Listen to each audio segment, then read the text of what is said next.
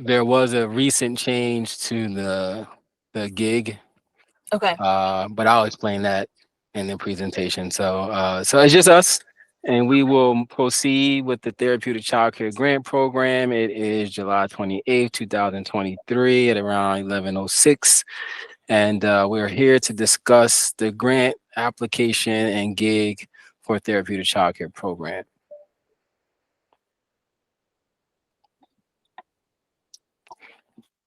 So we'll go through the introduction. We'll talk about eligibility, the uses of funds, the program requirements, the application, any important dates, and then save some time for questions and answers. But since it's just me and you, if you have some questions along the way, we'll just pause and answer those questions on the spot as opposed to waiting to the end. So the introduction will cover the purpose and the background of this opportunity for funding.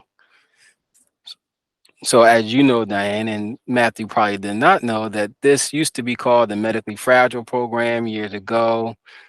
In FY22, House Bill 725 was passed or signed through Maryland legislation, and that changed the name from Medically Fragile to the Therapeutic Child Care Grant.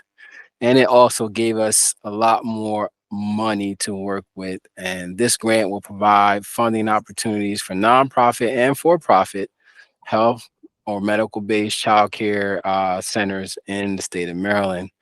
You have to service the ages of children who are under 6, who may have developmental delays, physical disabilities, delays in social emotional or behavioral functioning. So they may not have physical disabilities or developmental delay, but they may have social emotional trauma or some type of behavior issues. So you can service those children as well.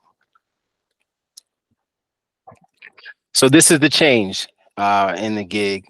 So the way that the previous administration interpreted is a little different than how it is in being interpreted now. So there are 3 buckets of funding.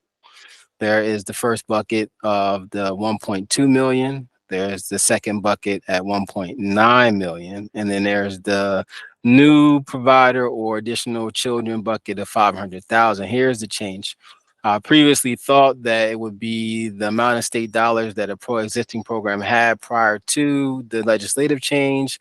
But when you look at the level of funding that we were receiving under state dollars at the time. So Diane, you may remember this. In our FY22 grants, we had about 125,000 that came from the Division of Early Child Care, and then you had about 17 or 12 something come from the Special Education Department, which made up your sum total of $137,000, $137,500. So when you look at um, the existing providers, we are giving you the baseline funding of at least $213,000 to start. That's your base funding level, and then you can stack on from there. So you see the existing programs that are already there, and then you see now consider this as you're thinking about that. We were only funded at $137,000. So everything that we do above that amount is really considered like additional services and additional children, right?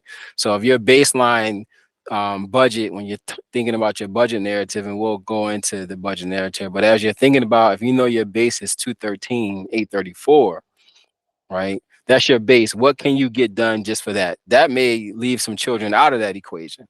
So maybe with 213,834, I can only enroll 7 kids, right? And be able to service them under this grant. But now I have the opportunity to layer on with additional services and additional children, which will add more to that pot as you go along. Does that make sense? Okay, good. Because I spent some time thinking about how I was going to explain that to make sure the people on the call got it.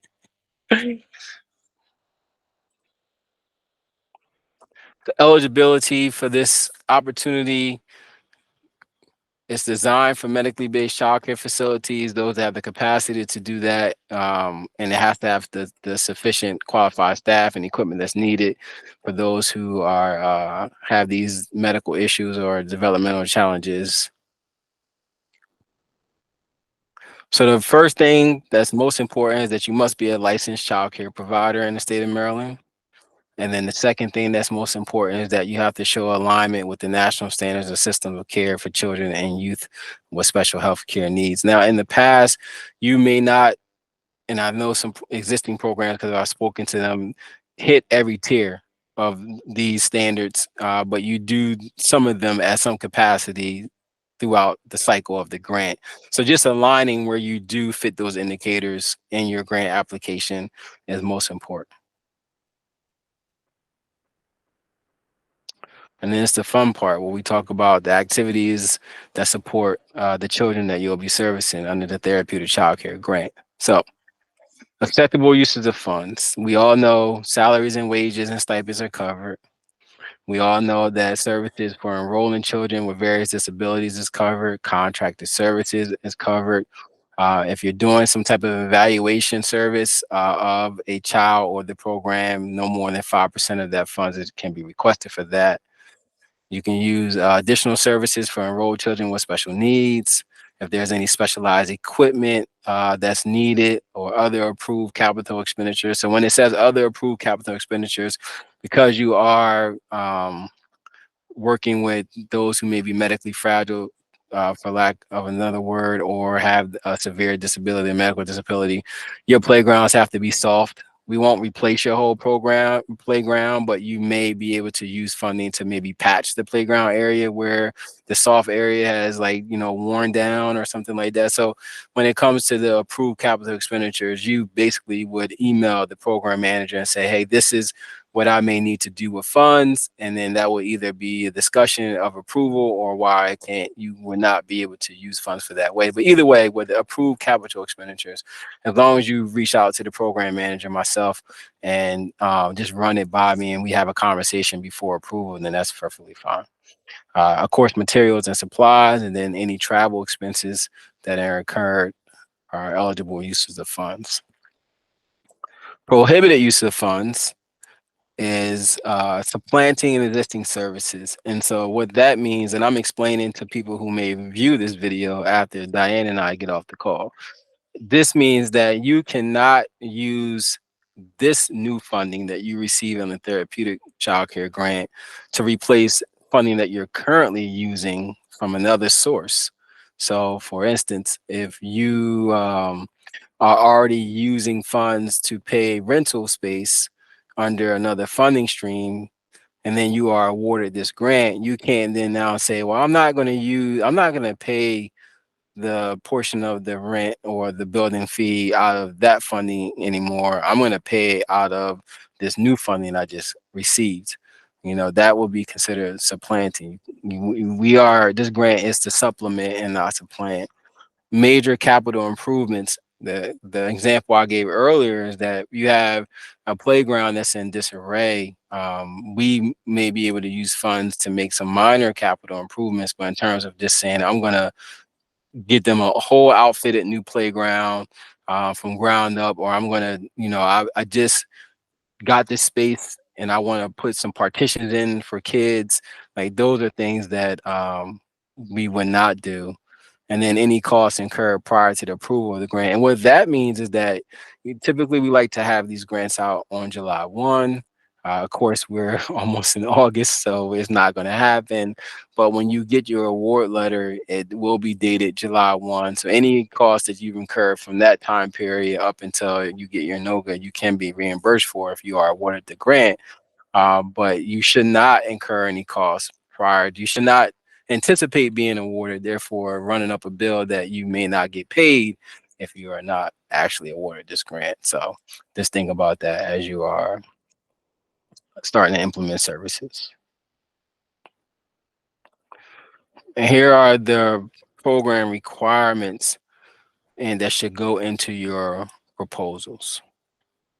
So we'll talk about a lot of the different general requirements, and then there's optional requirements that are there too, which technically with the new, and I probably should take that word optional out, with the new change to the gig, you'll see that you fall into those categories. So uh, as we go through this, keep in mind that most of this is very much more detailed in the grant information guide, and I'm not going through it word for word. I'm just pulling out highlights of that. So if you need to get a little deeper into what these areas means, I'll try to do my best explaining it here, and then I'll refer you to the grant information guide. But you can apply for more funding through adding additional children, and then you can apply for more funding by adding additional services. And now that we know that the baseline is 213, 834, we know that anything above that will be classified as additional children and will be classified as additional services.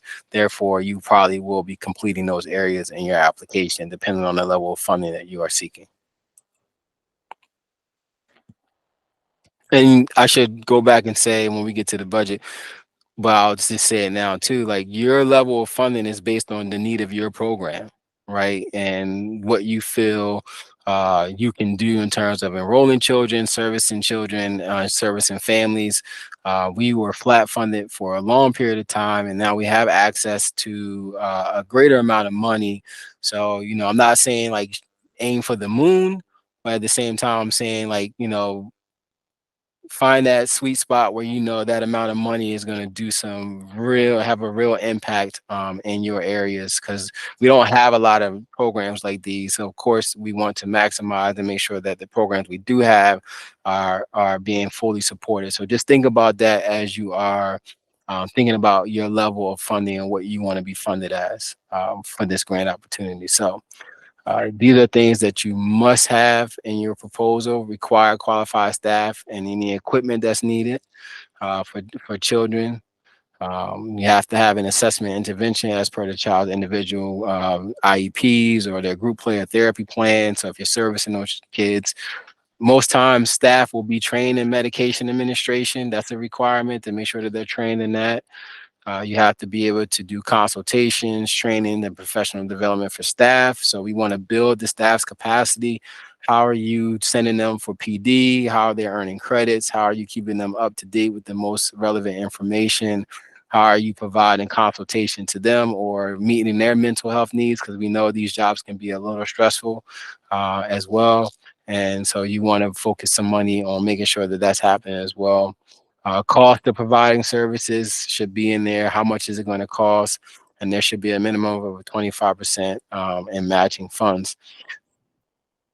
Can I ask a quick question? Absolutely. You had mentioned during your professional development, conversation, which I think is super important, and we definitely are doing. You had mentioned like support and mental health, preventing burnout kind of stuff. Is that something that is allowed under that grant? And Yeah. As a part of professional development, mental health is a priority. It should be a priority to staff that you're hiring. And so yes, I mean, although it think about how it's relatable to the job. If their mental health is strong, then they're able to report to work and do their job efficiently each and every day if they feel supported, in that environment. So you should be building in some type of professional development where you are addressing and maintaining people's mental health as well as their credentials as well. So I would expect that you would factor that in. Okay. All right. Yeah. Any examples, or can I send you offline maybe some examples of some thoughts about that? You Can you sure tell me can. good or Mhm. Yep. Send me as many examples. We won't say it on here because we are recording this, and to all you folks who are watching, we know you're watching, and you may take a couple of her ideas.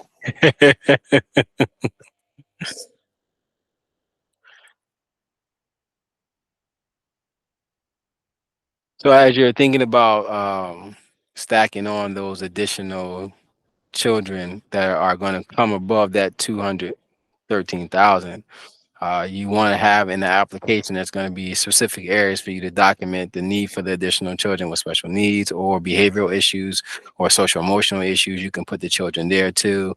You can pretty much, because there's already going to be a recruitment plan built out in the general part of the application. So pretty much you'll be probably more than likely copying and pasting that in this section as well, how you plan to retain a retention plan. And then thinking about documentation of progress and reaching the milestones for the children who are enrolled. And then that will go as a part of your budget as well. So as you're building the narrative part out for this, then you'll also build the cost point out too. So if 213 is your base, you may say, I need another 213 just to service additional children. And because my total enrollment is not going to be 7 kids, my total enrollment is going to be 24 kids, right? So you're thinking about how much that cost per child would be in a sense to provide these additional services. So you want to factor that into as you're working through your application. Same thing for additional services. If you're bringing in these additional children, then you're probably going to need to bring in some additional services who will be able to support these children. So that's going to require additional staff. That's going to require additional uh, participation in terms of what your staff and how your staff will be working with those additional children. And that too will also go on your budget. Now, I should say that the provision there says for additional existing providers only, but that's been open as well. So anyone can apply for those additional services as well. Particularly if we haven't had a history of getting a lot of new programs, which there is some set aside money for those programs. But presumably, we would say that the existing providers who have a history of doing this work know what the cost will be for additional services. That's why that existing providers only is there, because they have a history of doing this work. So if you are new, thinking about being a new provider, don't be discouraged by that, because you have a section of money that is set aside for you being a new provider. And then there's the appendices portion of this. These are the added pieces that you have to add behind your application. You want to make sure that you have a job description and one-page resume for all key personnel. That's important. It says one-page resume, so make sure you tell the people, hey, just chop it off at your most recent job and duties, and then just send me that one-pager, because we don't go through all of them.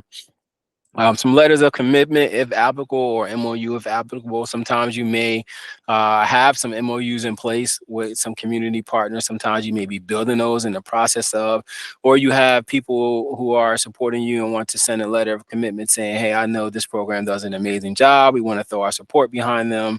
And then any partnerships you have with any local hospitals, infant and toddler programs, could be the Judy Center, could be the Child Care Resource Centers.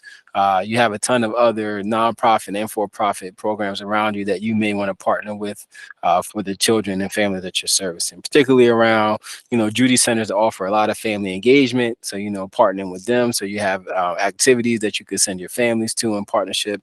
So just thinking about, what do you have around you, other organizations around you that you may want to partner with, or you may already have established partnerships with.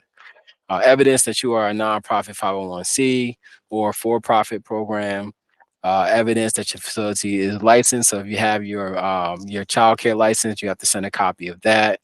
And then any appropriate documentation demonstrate how budget item costs were determined. So if you feel like you know that I just submitted a grant for $1.1 million, and I want to make sure that they understand justifiably why I'm submitting this, and I'm just sending additional documentation as it regards to the budget. And then, of course, your C-125. Remember, we only focus on line 214 because it's a community service. So your line will start from the left and work its way to the right based on the categories at the top. So you would complete that, and then a science assurance page, which basically sums up saying that you're going to be a good steward of these funds, right? You're not going to do any supplanting, anything frivolous that will get you. Well, I know it won't. It may get you in trouble, but I'm going to tell you, no, I didn't give Diane permission to do that. So she will be in trouble by herself. But of course, that page comes along with it. So then your budget narrative, I can't stress enough how detailed that this should be. You want to make sure that if it's asking you for calculations, you don't want to put 1 times 23,000 is 23,000. That's not what they're asking in the application. They want you to give a breakdown. 52 weeks, 40 hours a week equals this amount, right? Times the rate equals this amount. You have to give a broken out calculation to show how did you get to that number, right? So make sure that your budget narratives are as detailed as possible and that they fit the description of what you described in your application, right? If you are talking in your application about providing speech and language services and you're going to hire a person to do that in your budget narrative, you can't have a family support worker and then that person was never mentioned, in your application the whole time. You want to make sure that that's aligned. If you spoke to how you are going to have a, speech language pathologist on your staff, then in your budget narrative, it should reflect that you're hiring or you already hired or you have on staff a speech language pathologist, and this is how much, and you're going to calculate how you're going to pay them.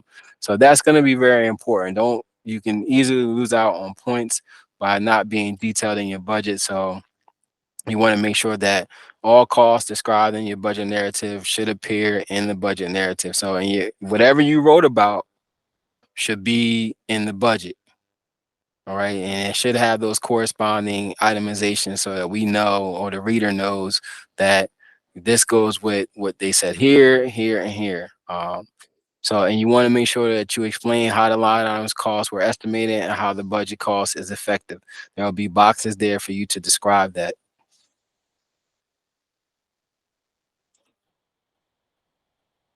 Same thing with the budget narrative for any additional services. Same thing for the budget narrative for any additional children. You want to complete those again. If our baseline is 213, 834, then anything that we do above that, any more children we add above that, any more additional services we add above that is going to go in this category right here. So, and you want to make sure again that it matches your project narrative. Whatever you said in your grant, you want to make sure that it's highlighted there in the budget narrative and make it clear to the reader. So here's an example, broken down into specific lines, right? So again, there's no page limit to your budget. You can add as many more boxes as you want to. If there's a section that you're not going to be applying for within the budget, then you would just leave it blank. And we'll know that you're not asking for funding in that particular area. So, for example, if you're not doing any contracted services, then that means that the contracted services area of your budget narrative will be blank because we know you're not asking for any contracted services there. You want to leave those blank. So here's a breakdown. Here's where it should look like, right? Where you're saying, I'm hiring a teacher. I'm going to pay that teacher $50 an hour for 40 hours per week for 52 weeks. This is how I got to the $60,000. And then I have some in-kind money, which have come from maybe another opportunity, funding opportunity or donation. I'm going to also stack in another $2,000 to bring in their total um, salary to $62,000. Only part that MSDE will be responsible for covering is the $60,000. The program will be responsible for covering the $2,000. But see how detailed this is laid out is how your budget should look in all of those areas. You want to be very specific in your calculations.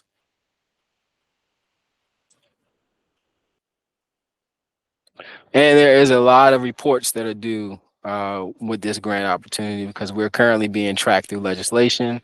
And then there's your regular reports that are also due.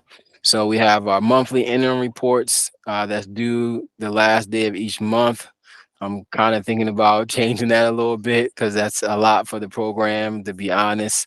Then we have the legislative financial report, which is going to be due a little earlier this year. Last year was due December 1st.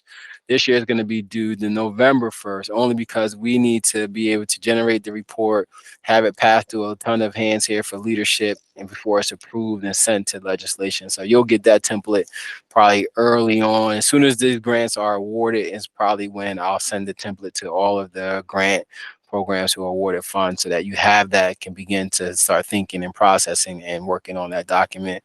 The Okay. child. Let me Hmm? just pause here. I think it'll be easier because we'll already have the template and we'll have done it last year. That date Hmm. is really early for our program, at least, to have all of our diagnoses and evaluations and all of that stuff done by. So it might not be as complete as it possibly could be. I will run that past uh, the folks who gave me the deadline date. I mean, And we can still do it. It just wouldn't. I'm wondering if you would prefer if we did have updated changes to like update you or not. Yeah, I prefer accuracy, and which is Well, right, why that's the what, yeah, because I'm December. worried like I won't have a complete sense of what people fall in what category. I know that they all fall in certain categories, but I don't think I'll have all of my evals done by then. Possibly, I mean, possibly, but I don't know if enough time for me to complete the report and put everything together. Yeah, But I'll start talking to our finance person about it now, and we'll keep our eye on that date. yeah.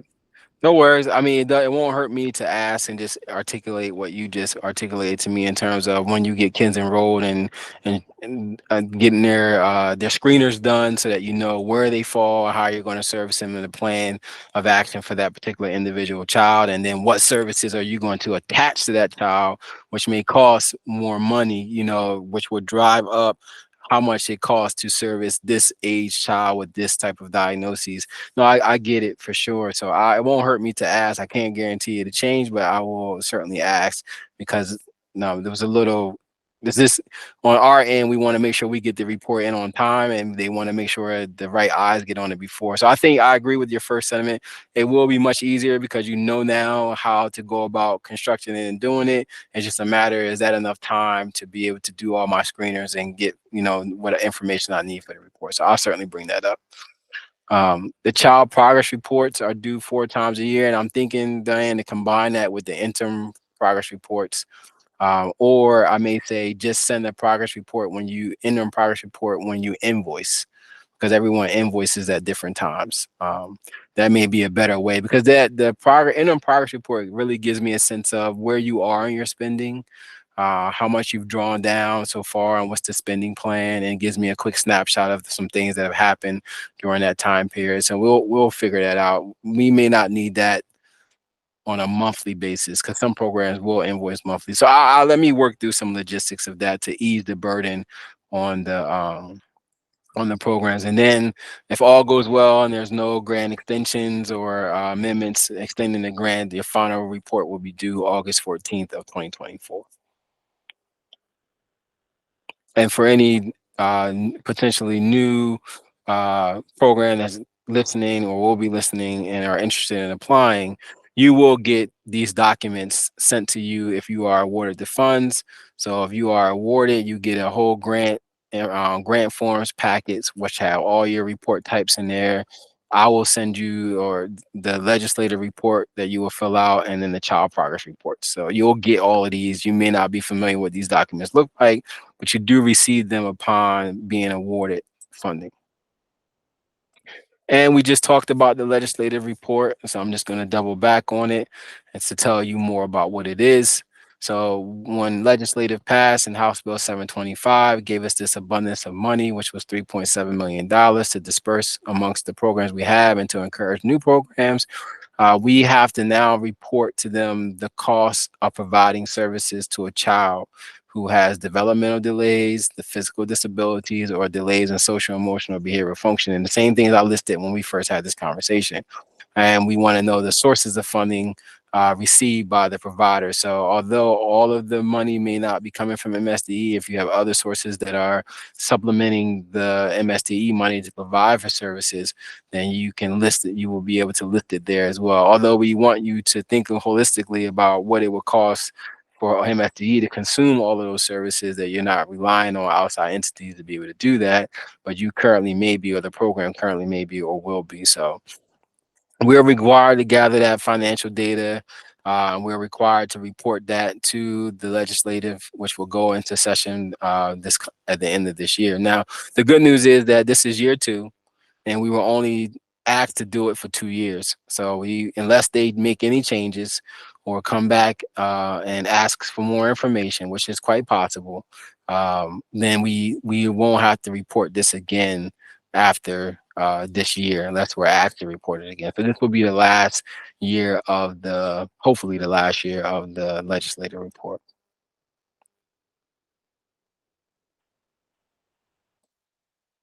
So final proposals are due no later than 5 p.m. on August 10th. We are at July 28th. July has gone by so fast, and when you look up, it will be August next week. So time is running slim, but I had August 17th written down. Is that a you change? No, you're right. I'm wrong. It is August 17th. I just Oh, didn't good. update. August I 10th is want my internal deadline, and I got real worried for a second. I wanted to scare you real quick. I wanted to see the reaction on your face. It is August 17th. I'm sorry. August. I just need to Wow. change it in my PowerPoint. So for all the people who are watching this video, it's August 17th, not August 10th. By 5 o'clock. But again, we're still at the end of July. So, and if you have, doesn't mean that if you miss these sessions, if you have questions, um, you can still reach out to me via phone, email to ask questions, run ideas by me. I can't tell you how to write your application, but I can certainly, give you some pointers and advice on and some thoughts behind what you may be thinking to kind of help you facilitate as you move into your writing phase. So August 17th by 5 o'clock, email to me. My email is there. Just a little bit about the review process. So we will be gathering folks here at MSDE. It's a three-part process. You submit your application to me. The first thing I do is go through to pre-screen them. What am I looking for?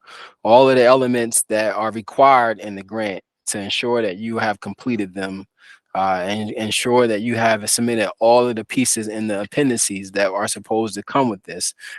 Being Making sure that the sections are complete in an adequate manner. Once it passes the pre-screening test, then it will be dispersed to the review committee here at MSTE who will use the rubric, which is inside the grant information guide, to review your application. So just a quick pointer right here. You can do that yourself. You can go take the rubric, go take what you've written and do kind of that cost comparison and see, am I hitting all of those areas that are in that rubric, right? And you want to make sure you do that for submitting just to give yourself a little confidence saying, I know I covered this, this, and this. And then the other pointer is you may know me as your program person, but I may not be your reader.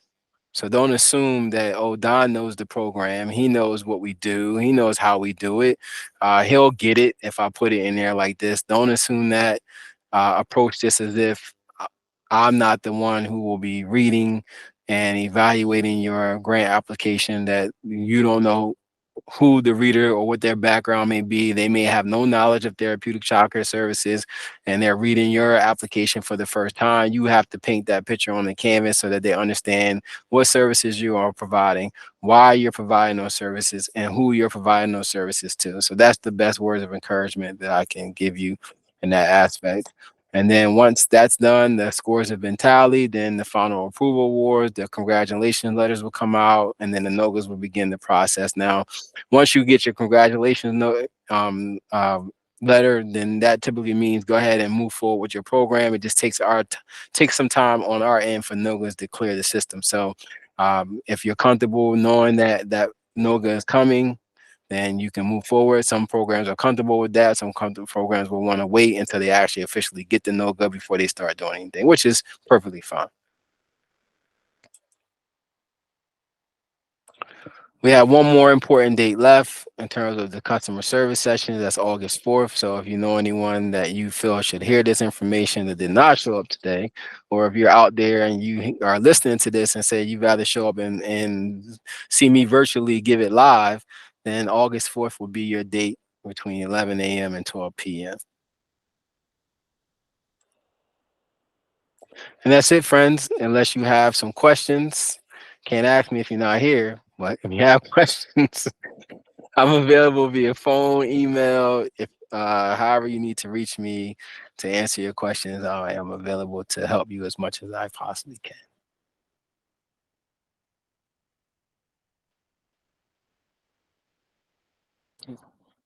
No, I don't think I have any questions. I think we answered them as we went through. And I think yes, I do have my better email to you anyway. that's the value of a one-to-one. This was like a one-to-one TA session for Look at you. that. I better really do well on this grant application now after this. I have no good excuse now. No, I think that was pretty straightforward. Everything made sense. Most things look pretty similar. Yeah. We've been working on it for a little bit, which is why I had a heart attack, because I was like, I know how long I have to do this piece, this piece, this I piece. need I need to change that date. I'm sorry, I left that in there. I think that was, that was from when the grant was originally supposed to be released, and I just never went back and changed No, the date. So it totally makes sense. yeah, Totally makes yeah. sense. So, Okay. but you can reach me anytime. If you have questions or send me what we kind of mentioned earlier, and I can filter around that and send you some thoughts back around it too. Yeah, I mean, you've been super responsive and helpful whenever I had a question, so I'm sure Yeah. I can do that, and I can touch base with Jasmine then, and then send you some questions if we have any. But I think we're in good shape, and this was really helpful. Yeah. Much appreciated. All right. Well, I have to be here till until you get off. So if you want to take some time back or give me some time back in my day, me and Matthew will greatly appreciate it. Absolutely. See you later. All right, Bye. it's good to see you. Take Yep, care. you too. All right. All right. Scott, I think she asked 2 questions, and I got them. One about that mental health, and one about the financial reporting. So Yeah, I'll jot some down and email them over to you. I appreciate you. Thanks for jumping Yes, on. sir. Yeah, brother. I'll see All you. right. You too. Take care.